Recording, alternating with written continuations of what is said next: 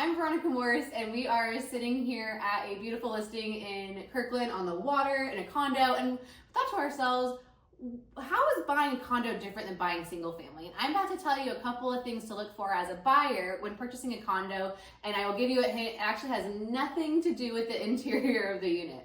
So number one and two are gonna be its HOA documents. It's so important to review the financials, the history of the HOA, because that's gonna determine if you're gonna have to have unexpected expenses in the future called a special assessment.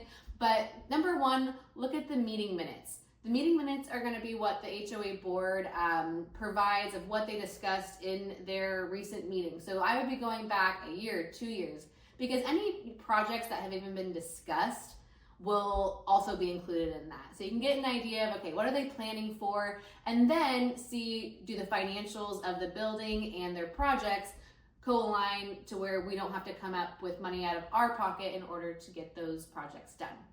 So number two to look out for is going to be special assessments. 1 and 2 kind of go together here. And a special assessment is essentially if there's a project needing to be done on the property. So let's say you're walking around and the siding looks bad or the roof looks bad.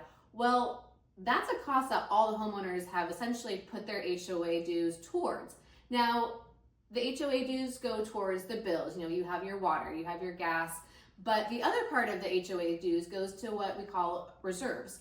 And those are for projects. Now, if this project, let's say a roof or siding issues, if that project costs more than the reserves of what they have available, then the homeowners are actually gonna have to all chip in to get that balance out of pocket. So no one likes to move into a new place. I just bought this, I just spent so much money on it. Oh, and here we go, I need to give up $20,000 because we have to contribute to a roof replacement. So HOA financials and looking at these meeting minutes and looking if there's any special assessments are so important.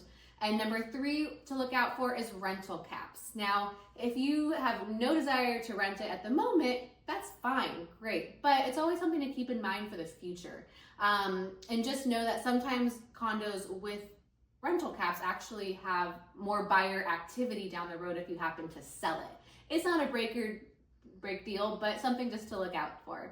And the last thing I do want to mention is the special assessment. People ask, well, what if you're buying with a special assessment, a condo with a special assessment? Who pays that? A lot of time it's all about negotiation, just as anything else. Sometimes the seller, is already offered to pay for it up front so that that's taken care of. I think it's great because you know that you're moving into a building with, if there's a siding project coming up, sellers already paid their part, and now you're going to come in and have a great new building to live in once that project's done.